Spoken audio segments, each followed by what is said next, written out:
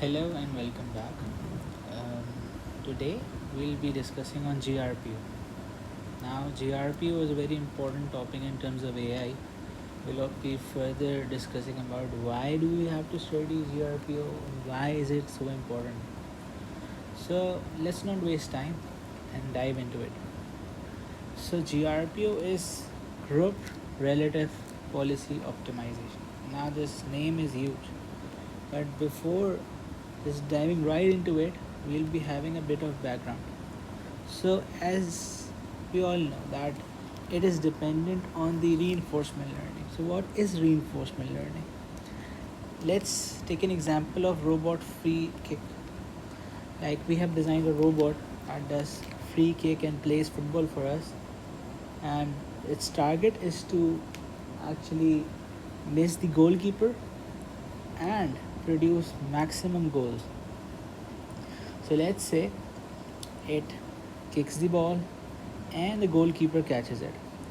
Now, the next time it kicks the ball, it will make sure that the goalkeeper doesn't actually uh, catch it, or maybe it's not in the vicinity of the goalkeeper, thus making sure that the goal is achieved and a reward is formed. So similarly, if we dive right how AI agents work, so AI agent has some state, we can denote it as S, and a reward function that gives out reward.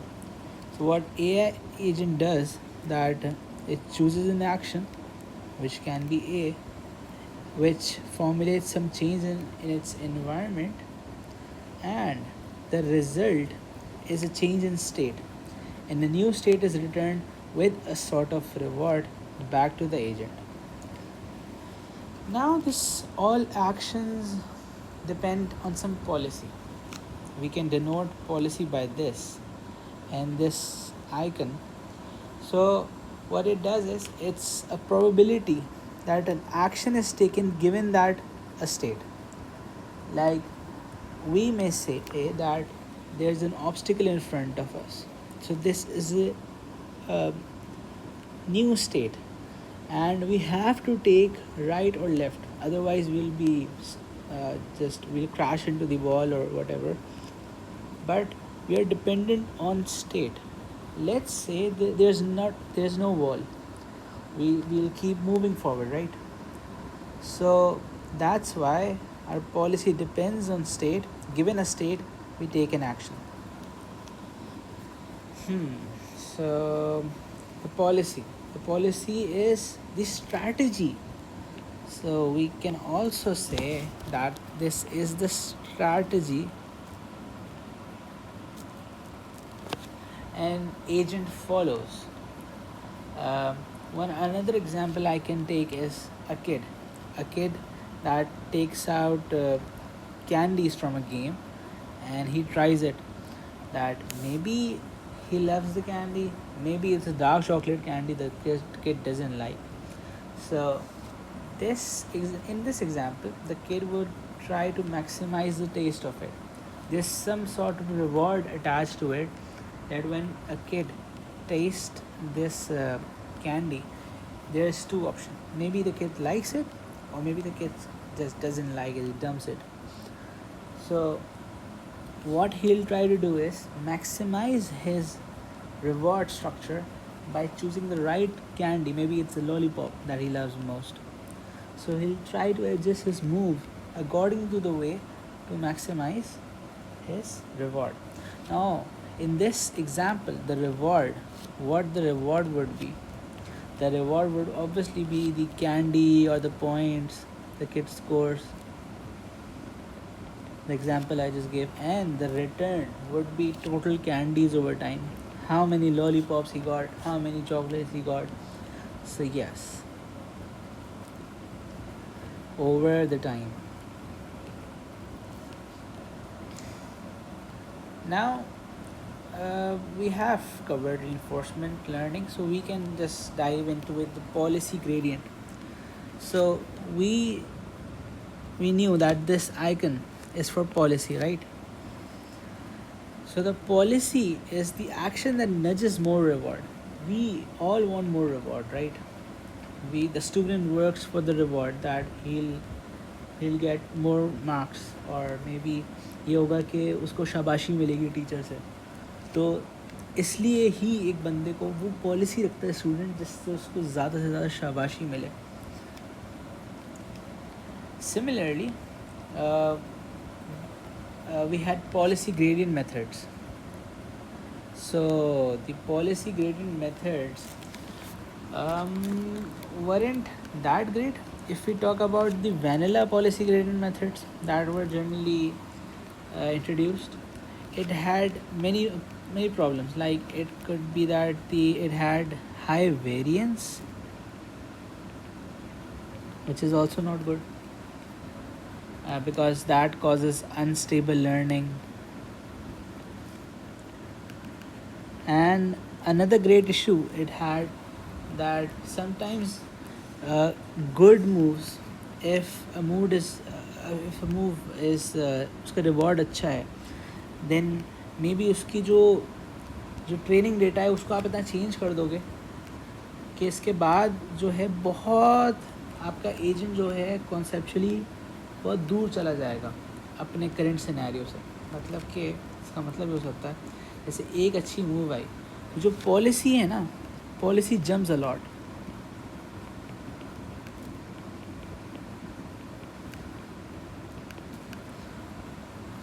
और too much actually, जितना होना नहीं चाहिए उससे ज़्यादा आपने jump करवा दिया. तो इसका सलूशन क्या है? इसका सलूशन PPO है. PPO आया जिसको हम कहते हैं proximal policy optimisation.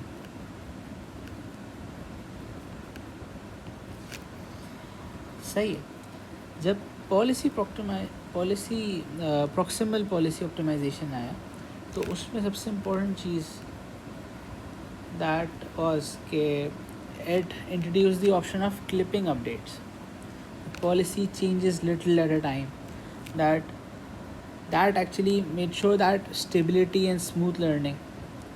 So which OpenAI used initially. That it clips the update. मतलब अपडेट हो रहा है लेकिन एक टाइम पे लिमिटेड अपडेट हो रहा है, ये नहीं कि बिल्कुल ही डेविएट कर गया अपनी पोजीशन से. तो ये आप कह सकते हो कि safe update.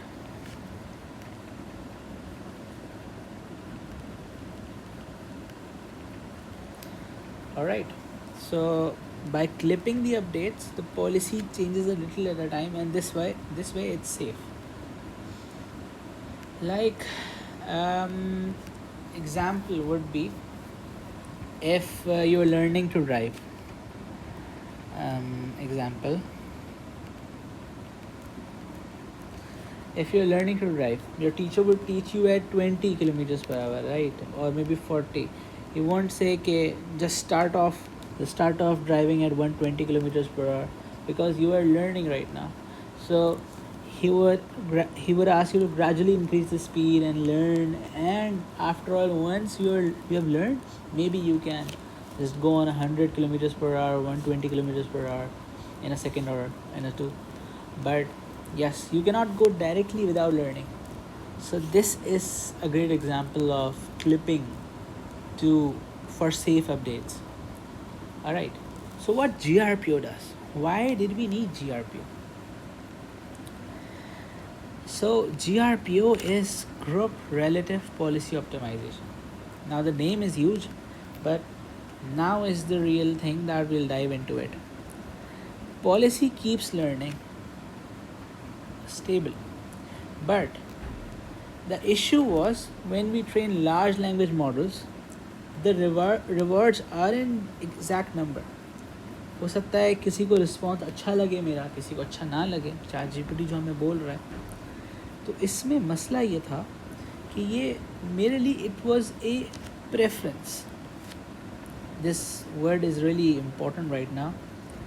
The reward wasn't a simplified score. You cannot say that this reward I or reward 1 or reward 2, this has 10 score, this has 12, No, you cannot say, because this can be biased for some, can be unbiased for some. So the idea was that it's based on preference of the individual rather than having a strict score. All right, so let's take an example for GRPO. Now the example can be a teacher.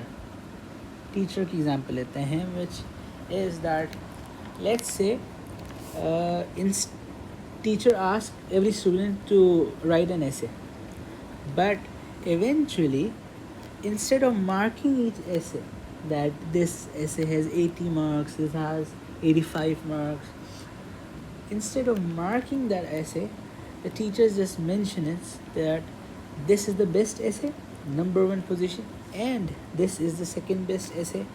So this way, it's actually using the concept of relative. It's actually positioning the essays respective to all students, right? So this is what we do towards the output, and we'll be diving into it.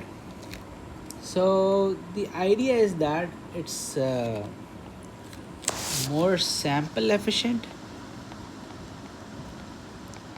and works well when rewards are hard to define, right? We don't know if ChatGPT, the response I like, you like it as well. That's hard to believe, right? That's hard to attain or hard to decide. Works well when rewards are hard to define.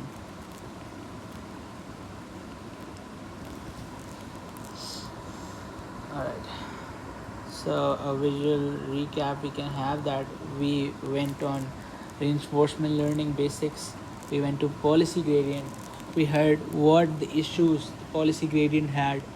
Now we got PPO that was introduced by OpenAI, but that also had issues because we were ranking each action. We were ranking each action and giving uh, a sample score to which we may call reward. Like this had 12. Now this was a static score or reward, but that wasn't enough since we were training LLMs. So we invented GRPO that uses relative positioning and relative scoring, which is efficient for that. So now let's dive more into it. Like we just mentioned, that instead of giving each action a specific reward, it's the relative comparisons are done and they are ranked. So these are the actions A1, A2, A3. Now this action has been ranked as 1, first, the best action, and this action has been ranked as the second best action. Maybe there could be the third, fourth, fifth one, but this action is ranked as sixth best option. So this is it. I think we can move towards further, but let's take an example for this. Let me find a good example, or we can just move to a recap. Okay, so PPO keeps learning stable, but what happens when we train large language model where rewards are an exact number but more like preferences, right? That's where GRPO comes in, group relative policy optimization. Instead of giving every action a specific reward, GRPO looks at the group of actions and ranks them. It doesn't need exact scores, just relative comparisons. So reinforcement learning is all about agents learning from rewards. Reinforcement learning is about agents learning from reward.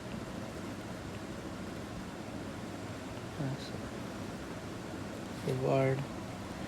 Then we have policy gradients.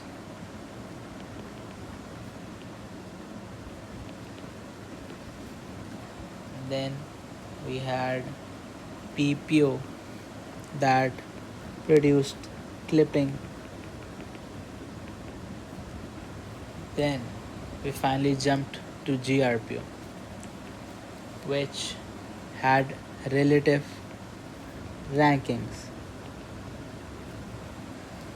So why GRPO is so useful? What do you think? It's stable, it's efficient, works well with human preferences, and it's very useful for training large language models, fine tuning large language models. That is the need of time. All right, so without before wrapping up, we'll also go through the research context. As we mentioned, DeepSeek Maths paper is the paper you'll find. This is done by Shao et al. This was published in 2024.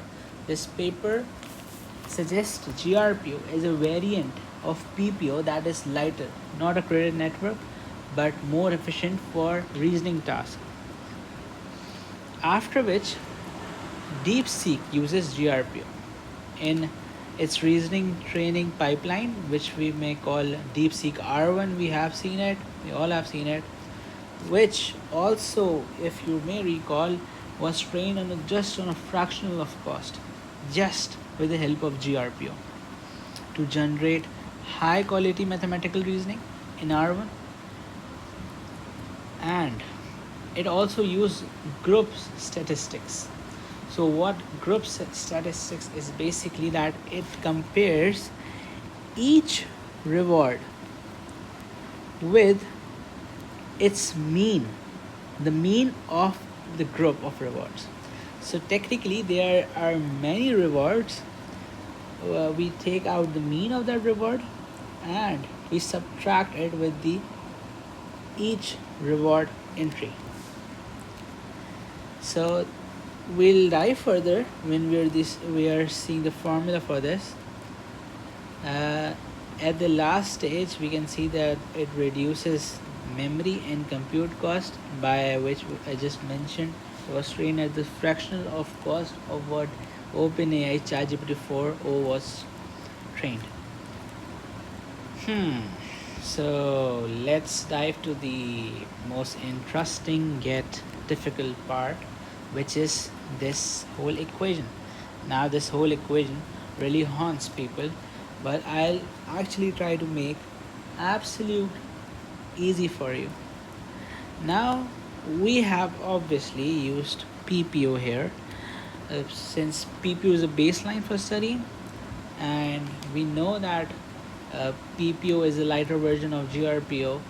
So this is the surrogate objective, and the equation, the important component of the equation is this probability ratio. Now if you notice quickly that the numerator is the policy that we just chose. This is our current policy divided by the old policy that we might had took, that we had at the previous time. And this important little clip with the three parameters inside ensures that the update doesn't go too far, that there's not a lot of jumps. All right, if you're driving, you don't just go hit 20 kilometers then 120 kilometers. Obviously 100 kilometers per hour, the jump is literally enormous. So that's not good for learning. This clip function actually helps you stop that. Now one thing that we have not discussed is this A, which is mentioned right here. A is the advantage. Now advantage cannot be calculated right after the bat. We need a critic value for that, that actually analyzes the different amount of output available and analyzes like a real human would do as a critic. So that way we can ensure that a human that doesn't like that response would be um, not preferred, and a critic that likes a particular or maybe favors a response would be preferred. So PPO's ratio. With the new policy, the important component was the PPO's ratio. This component. Let's discuss this. So this is the current policy action given the state. This was the old policy action given the state. So what this actually gives us, it tells us that the new policy made this action more likely or less likely. It could be greater than one, it could be less than one. So if we take an example for this, let's say, so this is new probability, this is the old probability. An example could be, let's say old policy said that for a AI agent that actually kicks the football and produces a goal, so for that kick left has a 20% chance of goal, and new policy says that same this kick left has a 40% chance of. So what our PPO ratio would be, R equals to the new policy, which is theta 1, which would be 0.4, and the old policy. This gives us 2. So since this is greater than 1, we can say that new policy doubled the chance of that action. Now if we go towards the advantage, how good was this action? It tells us that do we need a second credit network or not. So just we'll dive towards the GRPO trick. Now as we know, the GRPO trick is that it will evaluate each entry, each action. It will sum and divide by n, giving us the mean. So this is the group mean. Groups mean. These are all actions, and all of the actions form one group. And now that we have the mean, which will denote with this symbol, and finally what we'll do is that we'll update the advantage with the reward of a particular current item minus the mean. So let's take an example for this as well. Let's say our mean was 0.6. Alright, so what we do is that for a correct answer, right, let's say the reward is 1. Correct answer, reward is 1. Wrong answer, the reward is 0. So what our A would be, which we call as advantage, will be 1 minus 0.6 gives us 0.4 in the case of the correct answer. So since it's greater than 1 or it's positive, right, so this will be encouraged, while over here the A is if we select a wrong answer, it should be 0.06, then it gives us minus 0.6. So this way this is negative. क्योंकि ये negative है, this will be discouraged.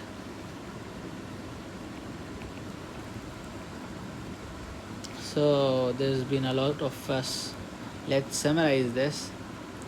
So the GRPO's objective, final formula that we'll go through. So what was R theta, right? R theta was the multiple or the ratio that how much the probability changed multiplied by the activity, which we also used to say the advantage, that how good was the action. First the probability multiplied by how good was the action, and lastly the clipping function to clip the gradient and not safety check, basically to have a safety check so that the action doesn't shoot up or maybe ऐसा ना हो कि हमें जो है बहुत दूर action चला जाए, हम डेविएट कर जाएं, तो इस वजह से. So yes, this was a summarized version of this huge formula. We can have an example before we just exit. So before wrapping up, we'll just have an example. Like there's old policy, and old policy of correct answer would be 0.2. New policy, let's say it's given 0.3. Now what could be the R? We know that new policy divided by old policy, it will be 1.5. So new policy actually made it more likely, right? New policy made the action more likely.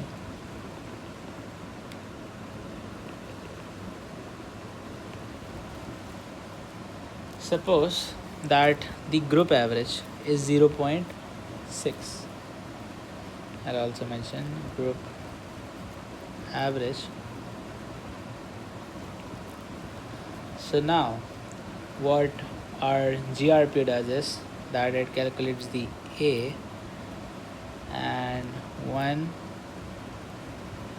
since the answer was correct, we note as 1, and 1 minus 0.6 gives us 0.4. Finally, we use these multiples and multiply them. So we'll multiply by R into A. R is 1.5, A is 0.4, gives us 0.6. This is positive. This way, model will actually strengthen this action,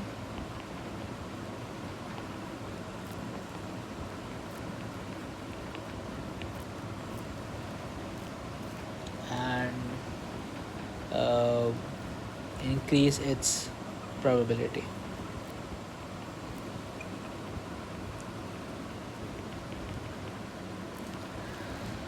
So yes, this way we have come to an end. Hopefully this was useful, and we have tried to simplify GRPO as we could for a normal human being with a handful of examples and handful of numericals. Hopefully it helps, and if it does, make sure you like, comment and share, and let us know what you think in the comment section.